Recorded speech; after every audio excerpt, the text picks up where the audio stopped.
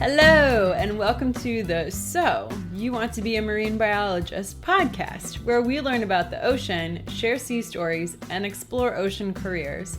I'm your host, Kara Muzia. Let's dive into today's episode. This episode is brought to you by you.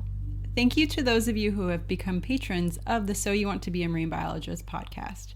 For less than the cost of a dive tank refill or a cup of coffee, you can help keep the podcast episodes coming.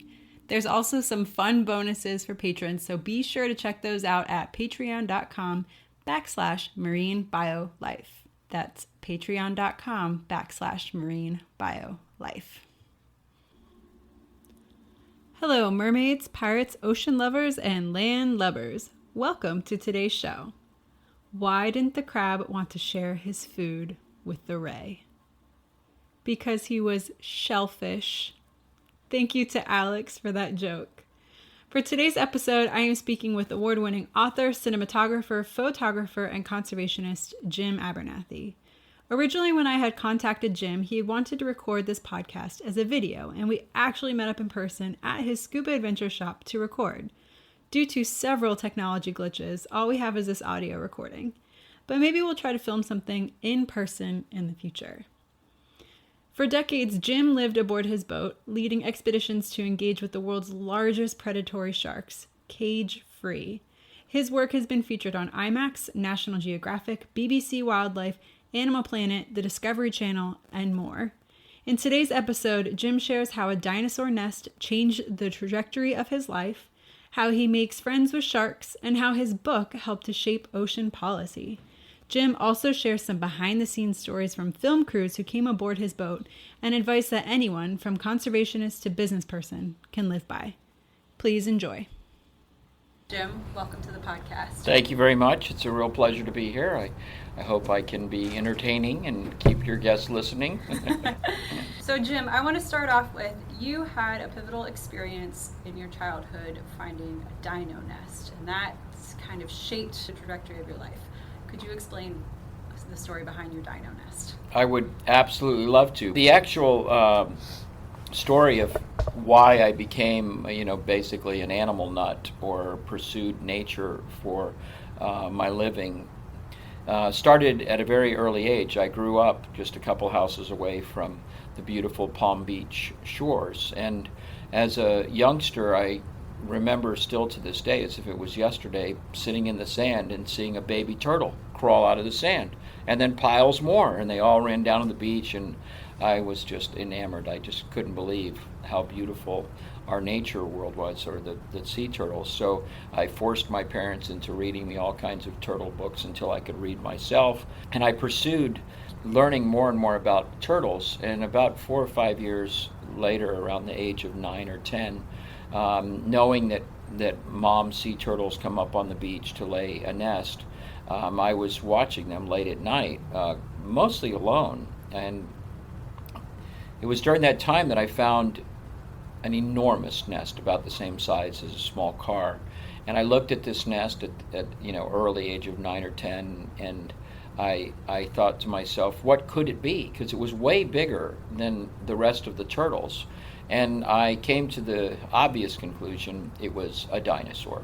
So I went back to speak to my brilliant parents. My mom's an archaeologist, or was an archaeologist, and my father's an aerospace engineer, and explained to them that I'd found a dinosaur nest, at which time they replied that, they're extinct, and what extinction means, and all of this. And I dragged them by the hand all the way down there and tell me, well, what is this? What is this thing? And they said that they didn't know. But years later, I was fortunate enough to meet Eleanor Fletcher, who would later be known in this area as the Turtle Lady of Juno Beach. And she listened to my story about the dinosaur and actually told me that I had found the last living warm-blooded reptile, the last relative of the dinosaur, the leatherback turtle, which was a great day when you can tell your parents that they're wrong. And I'll never forget that. But I didn't realize how much it was going to affect my life. You see, I made a point of pursuing leatherback turtles. I wanted to see them. I didn't realize it was going to take me 15 years before I would see the first one. And I've pursued turtles and wildlife mostly because of my pursuit of the leatherback turtle. And I'm so fortunate for that because it has provided me with a life filled with nature, of unbelievable events with all different types of wildlife, mostly aquatic. So that's basically how it all started out. I love it. It's such a fun story. Leatherbacks truly are an amazing creature to see. I mean, up on the beach, they're about the size of an ATV, 1,000 pounds, up to 7 feet long. I mean, they're an enormous animal, and they truly look like the last remaining dinosaur that they are. So that's a great story to share. Thank you. Thank you. So, what inspired you? I mean, your entire office is adorned with amazing photographs, and you have beautiful underwater footage. What inspired you to pick up the camera and actually start documenting some of these things that you're seeing? Well, early on, my parents wanted me to kill fish and lobsters and things because they eat that stuff. But very quickly, I got tired of the death because, fish are my friends. And I didn't see the killing, and that's when I picked up a camera at, I think, like 14. And I never looked back. It was by far one of the best things, other than taking up scuba. I would say that this is by far one of the best things I've done because it enabled me to pursue what I would later find out to be my life's purpose, which my life's purpose is to show the true nature of sharks as well as other wildlife, but mostly sharks, with the hopes that I might be able to affect their change, to stop the needless slaughter of so many of our creatures, especially sharks. I didn't realize as I pursued a career going through college and all of that, how I would need so many skill sets in order to follow my dream. But that quickly became very apparent. Yeah, so actually you bring up college, and that's something I wanted to chat with you about. You got a business degree, which is fascinating because you realized at such a young age that you wanted to be this wildlife conservationist and that you wanted to be a voice for wildlife. And instead of pursuing a degree in biology, you decided to get a business degree. So what made that decision for you, and then where did that decision lead? Well, actually, I pursued what I thought I wanted to be, which was a vet, an animal caretaker, and I pursued that early on. But there was this one class I just couldn't seem to pass, which was organic chemistry. And being a speed reader, I got through most of my classes studying for them just before the test because I didn't really see the need like I see now of learning as much as you possibly can while you've got somebody dedicated to teaching you. And gosh, I wish I could go back and relive those times because if I would have paid more attention in school, my life would have been so much easier. The one thing I can clearly say in looking back at my education is that I should have paid a lot more attention because everything that I've done the rest of my life has fallen back on the education or the lack of education that I had, and following my life streams of protecting wildlife as a conservationist. So that education I thought was over when I got my college degree. I switched from being a vet because I failed out on organic chemistry and thought that I think I need to get a business management degree, quite simply because I'm very opinionated in what I believe in, and I don't think that I would be a good employee working for anyone else. I needed to follow my own path. my chosen path to basically follow my dreams. I basically wanted to swim with wildlife or be with wildlife every single day. And fortunately, I've chosen that path and been able to do that for decades now. And I should say here that most marine biologists, most people that listen to this and watching this at home, aspire to work with wildlife. That's one of the reasons why I wanted to become a marine biologist, and I did get to work in the field quite a bit. But Jim takes the cake. He literally lived on boats for most of his life, really, just swimming with wildlife, diving, and documenting everything that he sees, and it's really incredible.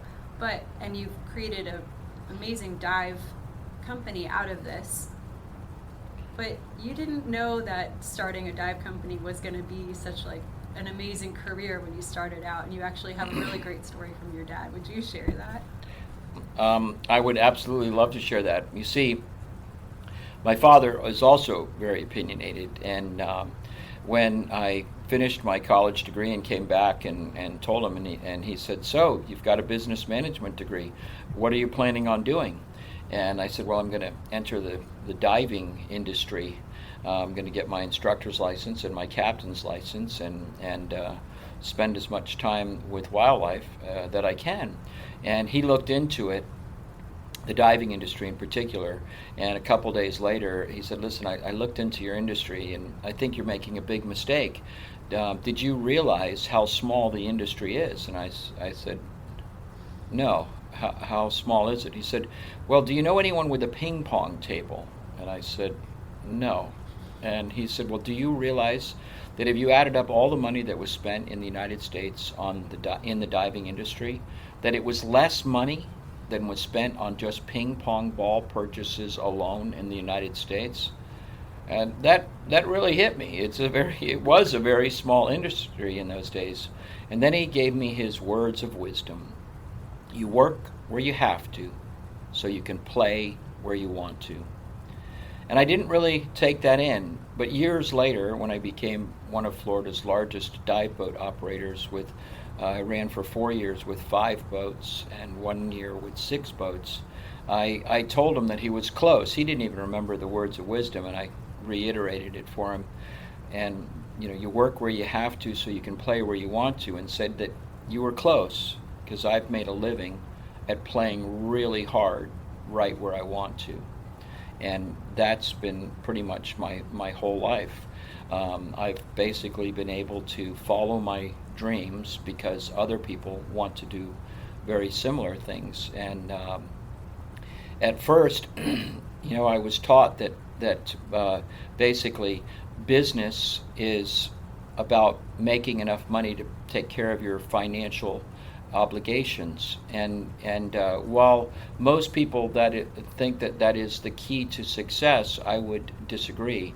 I think the key to success now is happiness, and I think part of that is being able to pay your bills and not have financial stress. But I think it's really important, especially for me, that I have a job that I love, so I don't mind working endless hours.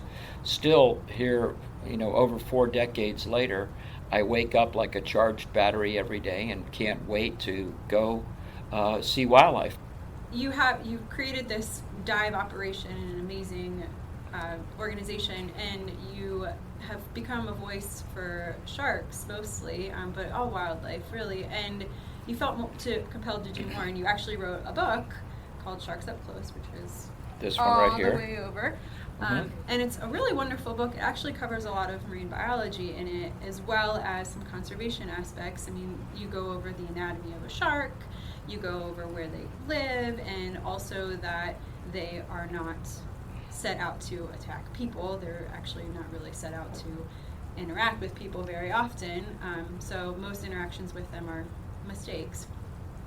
So could you kind of share the story behind why you decided to publish a book, and then you also created your own publishing company around it? Could you share the story and kind of the thought process behind doing both of those things? I'd love to. Well, once I got my business stable and I no longer needed to work worry about bookings because we were booked like 3 years out for well over a decade.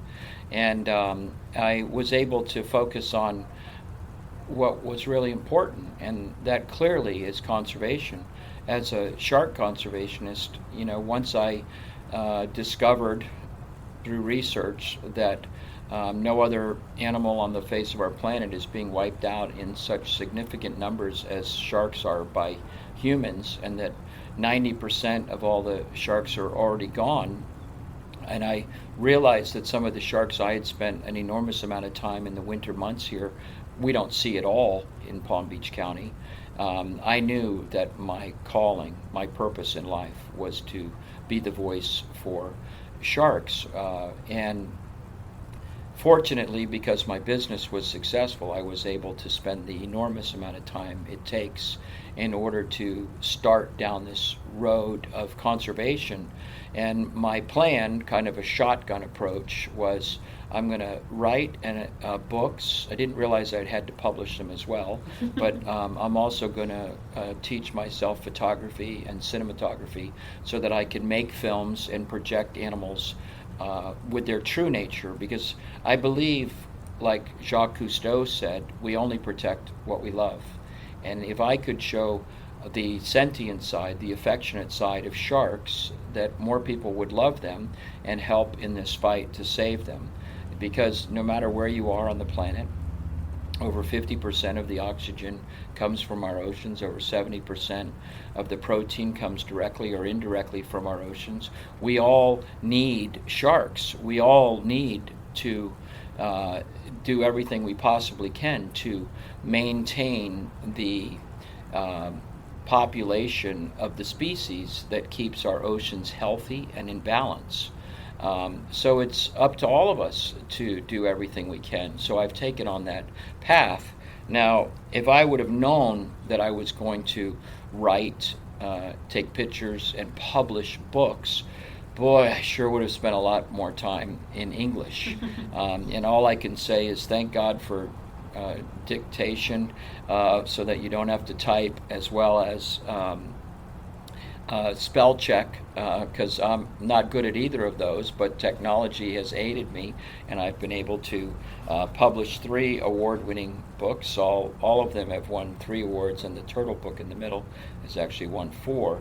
And they are truly conservation books. In fact, my shark book right here, the ultimate thing for me was not the thousands of books that I've sold, but it was actually the simple fact that my book was used as an educational tool for every state representative and senator. That's 840 of them.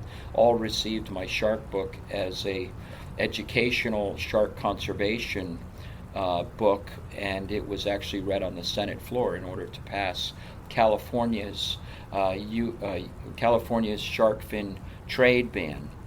So that was the ultimate position for my books. The reason I publish them myself is because if you let somebody else publish it, you no longer own it. And I have a wonderful partner on my books, Jen Nolan, who did all the writing for the next 2. A planet conservation book for kids called The Secret of Pig Island, where the star Plato speaks in rhyme and also in English, as well as a beautiful turtle book, which I believe is actually our best book.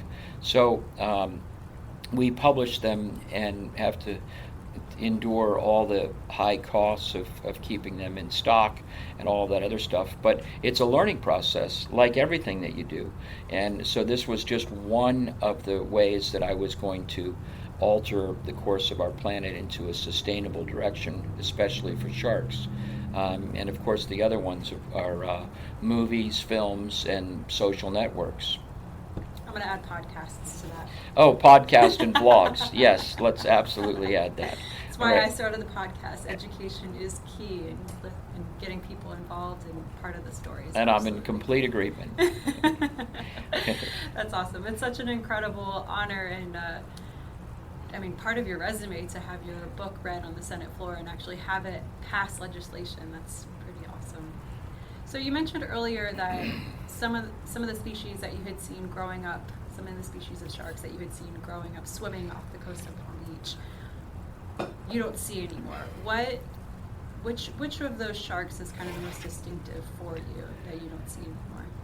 Well, this is really a sad, dark area.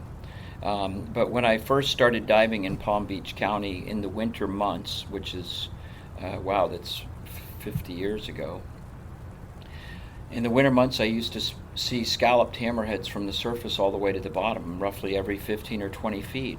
And every shipwreck in Palm Beach County was covered with sand tigers.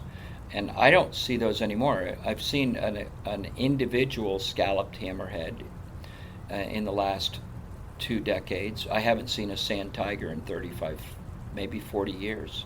And that's because they were wiped out. In those days, the only good shark, according to most people, was a dead shark. And unfortunately, one of the dive shops had 3 boats by the name of Shark Killer 1, Shark Killer 2, and Shark Killer 3. And I have one picture with 27 dead sand tigers. We basically killed them all.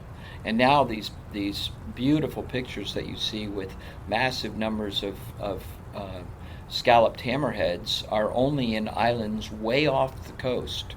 And even those numbers are being diminished at a rapid rate. So it's that was kind of like the driving force. In fact, to show you how bad it is, this picture, I don't know if you can see it. Where is it? There, over there, right above your head, is a shark known as the oceanic white-tip shark. Cousteau's scientists proclaimed that this was the most prolific animal on the planet, over 100 pounds in weight, roughly a little bit over 50 years ago. Today, there isn't one ocean in the world that has even 1% of that population. We have devastated the shark populations worldwide, as well as wildlife. I think we've wiped out over 60% of all wild animals on the planet in the last 50 years, which to me is a sure sign that we need a lot of people that are hopefully watching this podcast to become marine biologists, doing the number crunching and giving examples, writing papers of exactly what we need to do in order to protect our planet's wildlife for the future. Absolutely. And that's what you do also with your scuba adventures. You take people out and you have them interact, doing these amazing interactions with sharks. And for those of you who don't follow Jim on Instagram, I highly recommend it. All his photos are amazing, and you truly get up close and personal. I mean, there's photos of you petting sharks. And you've brought out film crews. So you've had Nat Geo and ABC and all sorts of fun film crews on the boat with you, but not all of them have been so ready to jump in the water with sharks. Could you share a story about a film crew that came out, was excited about seeing sharks, and then kind of wasn't when it came time to jump in the water? Absolutely. I'm sure you're talking about the film crew Sunday Night from Australia, which is very similar to United States 60 Minutes. They had booked the charter boat for a whole week in order to film the Shark Girl, Maddie Stewart, world famous for her conservation of shark efforts, and well-deserved, a tremendous shark conservationist.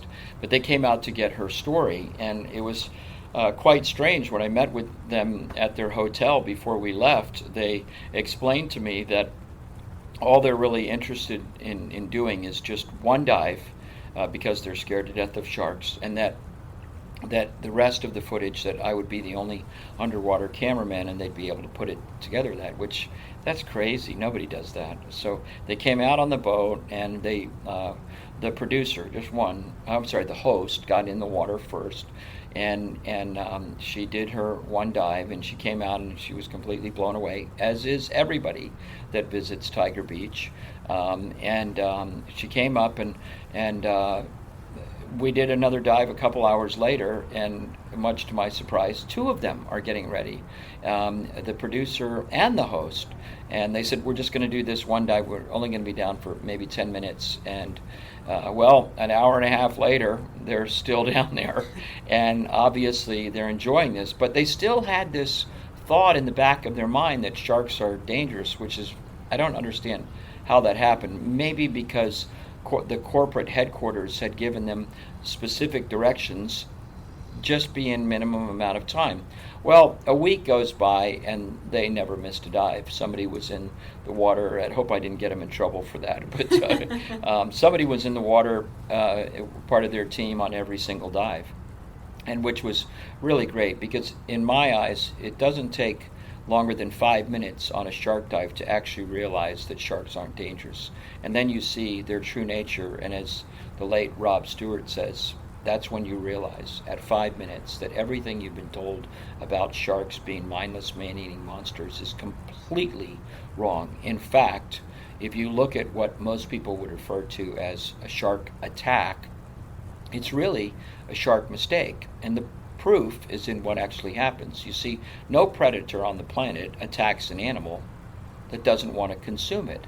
The simple fact that sharks bite and then release shows you that it was a mistake. No large predator needlessly attacks like this without consuming the creature they've attacked. They don't want to risk their life. And so shark attacks are actually mislabeled. They should be called shark mistakes.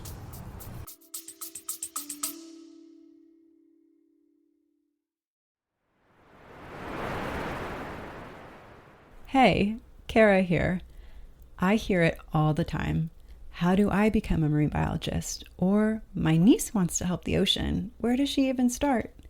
I hear from students, yes, and also nurses, HR professionals, and other mid-career folks who wonder if they could still make their dream of working with sea turtles or sharks come true, wondering if it's too late to answer the ocean's call. Here's what I've learned after 20 years in the field and hundreds of interviews. There's no straight line, no magic degree, and no gatekeeper. You create the path forward. If this sounds overwhelming and vague, I've created 2 tools to help you stop wondering what if and start moving forward with clarity and purpose. The first is my free guide, Be a Marine Biologist Without the Degree. Over 1,000 people have already downloaded this guide and taken their first step towards ocean impact. Inside, you'll find 7 concrete, doable actions to help you get started, whether you're just exploring or ready to make a change. Then there's the Ocean Blueprint. This is a 30-day self-paced course that helps you build your unique path into ocean science and conservation without quitting your job or going back to school. Inside the Ocean Blueprint, you'll get daily prompts to explore your interests, skills, and next steps, a structure that turns overwhelm into real momentum, and a bonus section to root your work into ocean connection. You don't have to wait for a degree, a perfect plan, or permission. Whether you're wading in or ready to take the deep dive, these tools are here to help you move from dreaming to doing. The ocean called. Are you ready to answer? Links in the show notes and on my website, karagracemuzia.com. I can't wait to see the waves you'll make.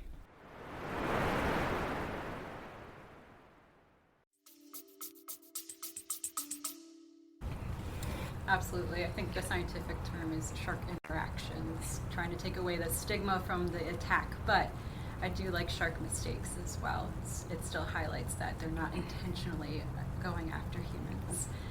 So you touched on Tiger Beach a little bit. Could you explain what Tiger Beach is, where it is, and who Emma is? If anybody follows that's a big you. question. But let me do my best.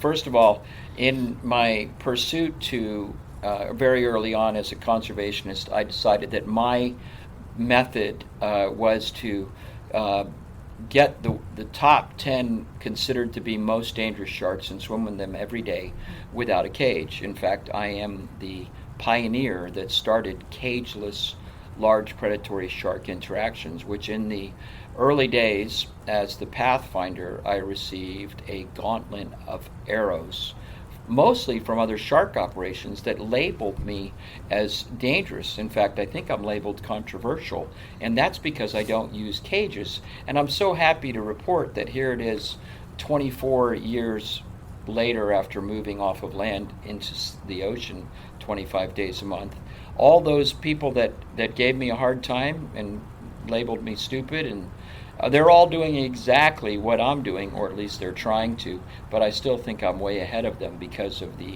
what I've discovered, the affectionate side of sharks, which leads me right into Emma. But before I actually get to her, let me just explain how I discovered this. You see, living at sea 25 days a month, year-round, I basically moved onto a live-aboard shark expedition vessel after I purchased it. And staying out there, you quickly realize that nature is cruel.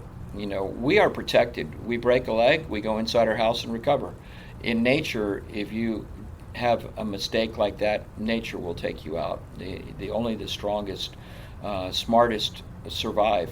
And very early on, I met a one-eyed shark that I didn't think would live very long because of its physical challenge.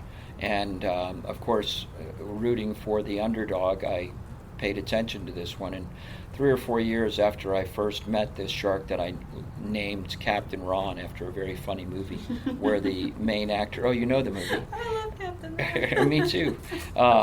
And after I named this shark Captain Ron after this very funny movie where the main character's missing its left eye, and Captain Ron, the lemon shark, 9-foot lemon shark, is missing its left eye. It swam into the area with this huge hook hanging through the top jaw. It went all the way through its head, and it was moving in the current, cutting a bigger hole in its jaw. And I thought, oh my God, this poor shark, my species, probably removed its eye, and now it cut a hole in its head with this hook. And I got this crazy idea. I wonder if I can make friends with the shark the same way I would a strange dog, giving affection, enough to bond with it so that I could pull the shark in close to my head and get the hook out while it was busy getting affection. And I tried this crazy idea, and within 2 hours I had done exactly that and removed the hook. And still to this day, Captain Ron is swimming around with me. Well, for me, that was a game changer moment. I looked around at all the sharks at Tiger Beach. You know, there's 100 to 200 swimming around, and over 50% had hooks. And I became, my new life's mission, I'm going to remove all those hooks. And I'm very proud to say that, that was 1998. I moved off the coast. 2002, I discovered the affectionate side of sharks, and right now, I think the last time I was there, there's 2 sharks that had hooks, and I've effectively removed hundreds of hooks from over 8 species.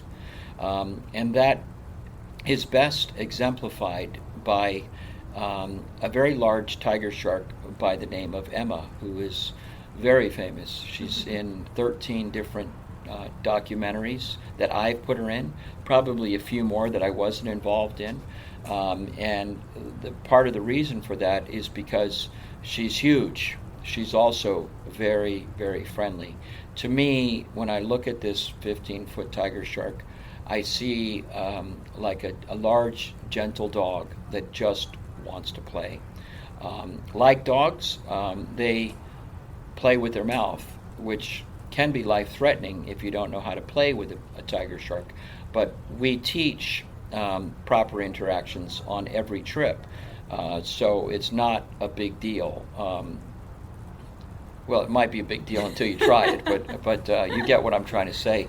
Now, to date, Emma's lived through 8 pregnancies in roughly 20 years. She's also had 4 hooks removed by me using affection, and the number of different life-changing things that she's done that just completely change your perception of sharks is innumerable. You can't even add up all the different things that she's done, and that was really, really a game changer. In fact, one of the films that I worked on highlighted Emma, which is called This Is Your Ocean, Sharks, where the three co-stars are Dr. Guy Harvey, marine biologist, Wyland, the ocean artist, and myself.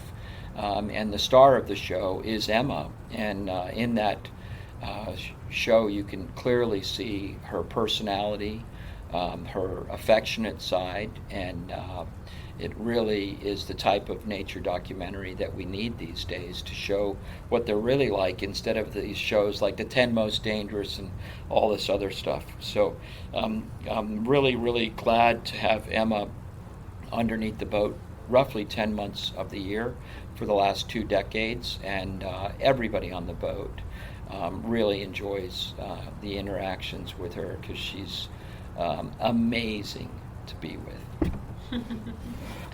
It's perfect. You have a supermodel shark in clear Bahamian waters. I mean, it's perfect for cinematography, right? It's absolutely amazing, right? So, I mean, you've created so many different films and different photography, different shots. What is there one that sticks out in your mind, or maybe a couple different scenarios that stick out in your mind of like, that was one of the highlights of my career, this is why I keep doing what I'm doing? Well, with my main drive being conservation, there's one film that's clearly better than all the rest. Unfortunately, it's available on Netflix. It was the idea of a brilliant producer, Abraham Joffe, an Australian man, that pitched to Canon cameras that he wanted to find the top photographers in the world that are on a life's mission to do something good for the planet. And one of the people he chose was my best friend, Eric Chang. Eric is on a mission to show that the world's most dangerous isn't dangerous at all in aquatic life. And he chose killer whales, the green anaconda, the world's largest snake, as well as sharks, to get in the water with all three. And that's, fortunately, the shark section is the section that I'm in with Eric. And it was actually beautiful. Eric's goal was to change fear into love. And Abraham's brilliant abilities to tell stories and show things in a way that there's no doubt what's actually happening here reached that goal. And I believe it's one of the most watched nature documentaries on Netflix now. And I get people contacting me about it every single week, even though it was done 3 or 4 years ago. So that is clearly the best film to see. Did you actually see it? Yes, I've seen, my husband and I both watched, and it was incredible, and your segment in it was amazing. You definitely get to feel virtually, obviously digitally, what it's like to be underwater with the sharks, and you definitely get the vibe of just, they really are peaceful creatures, and they're not there to be malicious or menacing or in any way. So definitely highly recommend. The cinematography is wonderful. I mean, in the whole series, but especially with Tiger Beach, it's amazing. Yeah, so if you have the opportunity to see that, it's on Netflix. It's called Tales by Light, which is a whole docu-series, which means stories by photography, Tales by Light. And each one is named with a different ending. The one that I'm in is Misunderstood Predators. So very happy to be in that one. One of my very favorite questions to ask is, what is your favorite field story or stories to tell? And this can be an interaction with a specific animal, in your case maybe a shark, or an interaction with some of the people that you've worked with in the water, and just kind of maybe things that happened that went wonky, or things that everything went right and that was just such an amazing day. There's one story that comes to mind that clearly was the most impactful because it had the opportunity to really change the perception of sharks for me. And that was with ABC News Worldwide. ABC News producer sent Matt Gutman on board, I'm sure, to get crazy large predatory shark operator thinks that sharks are affectionate story, pretty much labeling me as crazy. And I told Matt before he got on the boat that I would let him on the boat for 2 days if and only if he told my story, if I can prove something that the world will not believe true. And he said, of course, well, what's that? And I said that sharks prefer affection to fish. And he said, okay, you've got 2 days to prove that to me. I couldn't have scripted what happened, and you know I can't talk to sharks, but boy, did they come to my rescue. I knew that I could convince Matt in 2 days because Emma was there. And all I planned on doing originally, which I did do, was to go on the regular shark dive. And for those of you that haven't been on a shark dive, there is fish in the water to attract the sharks to us, although we're just using it to attract them to us. And basically, what I planned to do, and I did, was to walk across the bottom with Matt Gutman and his 2 cameramen over 40 feet away so that he could see that some of the sharks would clearly stay with me just to get affection. However, it didn't quite go as I had planned, and parts of it were a little scary. You see, I'm one of the cameramen, and I'm holding this big camera in my left hand, and every time Emma came in close, I'd pull the camera back so I could film my hand rubbing the head of this 15-foot tiger shark, although I don't look at her like a dangerous animal, because she's not. She's just like a big puppy dog that just wants to play. So I've got the camera here, and I'm rubbing Emma's head like this, and I'm wearing a full face mask, which doesn't give you a lot of view down below, but I feel something hit me in the chest, and it's got to be a shark. And at first I was a little tense, like, why would they do that? They don't normally run into me. But I felt it again and again, and while I'm rubbing Emma's head, I looked down to see what it was, and it was another one of my shark friends. It was a nurse shark that I had taken upon dedicating some time so that I could speak properly about the 11th most dangerous shark in the world, which according to the shark attack files was the nurse shark. Anybody that's been in the water knows that they're not dangerous. But this is, according to them, or it was, the 11th most dangerous shark in the world based on unprovoked shark attacks. Clearly, this is wrong if you know anything about sharks. So when this little nurse shark showed up, I paid a lot of attention to her, and I loved her really hard, just smothered her with affection. And as she grew bigger and bigger and bigger, I also labeled her an appropriate name for the 11th most dangerous shark, Shredder. And here I am. Shredder's like 4 or 5 feet long now. Emma's 15 feet. I'm rubbing Emma, and she wants attention. She wants affection. She keeps hitting me in the chest. So I was rubbing Emma's head because she's a lot bigger, and Shredder got upset, and she went out and headbutted Emma to push her out of the way. And then as she comes back to me, I went down on one knee so she could rest because they can stop swimming, and I'm rubbing her head. Emma just turns around and comes right back over. And of course I went back to Emma. Shredder got pissed off and this time ran into Emma's gills, which is very painful. And Emma takes off again, and the whole time Matt Gutman is saying, live, we could talk underwater because of the Ocean Technology Systems full face underwater communication mask. Well, that's a mouthful. But we can talk, and it's being recorded. And Matt says, Jim, oh my God, what am I watching? I said, you're watching 2 sharks compete for my affection. And ABC News actually gave me a 9-minute segment that day and labeled me the Shark Whisperer. And it was amazing. And you know, I couldn't have scripted that. But sharks are affectionate creatures. They've just never had it before. And today, I'm very, very proud. On each and every trip, I teach my guests how to make friends with a wild shark using affection, not fish, because feeding sharks is a whole other controversy. I don't know if we have time for that or not, but regardless, you can't get the affectionate side of sharks while they're eating.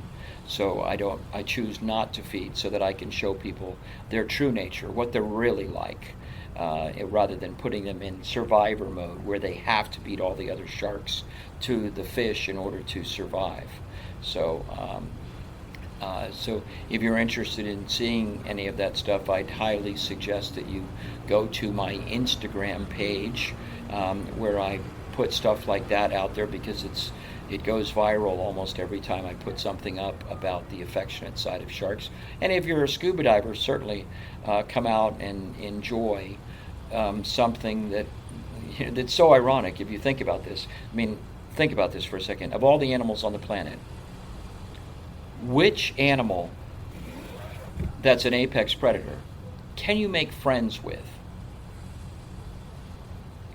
There aren't any. No, really. Yet here, the one that's feared the most, predatory sharks, is the one that I teach on a daily basis successfully, so that the shark actually swims around and finds their new human friend again in order to get more affection. This can happen in a single day. It's quite an amazing thing to see. Incredible. I would encourage all listeners to definitely check out the Instagram, and if you can, go out on one of Jim's tours. You actually go elsewhere, not just over to the Bahamas and Tiger Beach. You do whale shark tours over in the Gulf of Mexico, and just incredible work. So I appreciate all of that. Before we wrap up today, do you have conservation ask for the audience? It's something that I like to end each episode on, something that the listeners can go forth and do, whether it's spread knowledge or be able to incorporate into their daily lives, or an activity that they can do, just a simple conservation ask. Well, I'm going to carry that a little bit farther forward. Rather than just giving you one thing, I'd very much like help with my nonprofit wildlife conservation campaigns, Wildlife Voice, and you can get directly to that campaign page by going to the link in my bio on my Instagram page. I update that regularly with all different types of campaigns of all different types of wildlife, although, the sharks are definitely close to my heart, and I'm working on those ones the most. But in this day and age, when we've wiped out, over 60% of all the wildlife on our planet, I think it's imperative that we all do what we can if we value wildlife and want them in our future. So I would urge everyone to go to that link in my Instagram bio, or search Wildlife Voice. It's at wildlifevoice.org, and go to the campaigns page, because animals need a voice, they need a lot of help, and there's lots you can do there. Perfect. And I'll put a link to Wildlife Voice, Jim's Instagram, and everything else we chatted about today in the show notes for any listeners that want just a clickable link to go to. Want to chat more about Wildlife Voice? We might just have to have you on the podcast again, chat about it. Well, I would be honored. Thank you so much for having me here today. Thank you for being here. Hey, do you want to help the oceans? Have you considered a career in marine biology, but maybe just aren't sure where to start? Head on over to my website, marinebio.life, and subscribe to my newsletter. When you subscribe, you'll receive a free PDF download where you'll learn the 7 steps to becoming a marine biologist without the degree. Thank you for listening to today's show. I'd love to hear any insight you've gleaned. Leave a comment in the show notes or send me an email over at marinebio.life. If you enjoyed this episode, leave a review, and of course, share with your friends. If you want more resources for ocean news, including conservation topics and careers, plus personal insight from me that I just don't share anywhere else, join me at marinebio.life and sign up for email updates. Keep after your dreams and making waves in your community. One person can make a difference. Thank you so much for listening, and I'll catch you next time on the So You Want to Be a Marine Biologist podcast.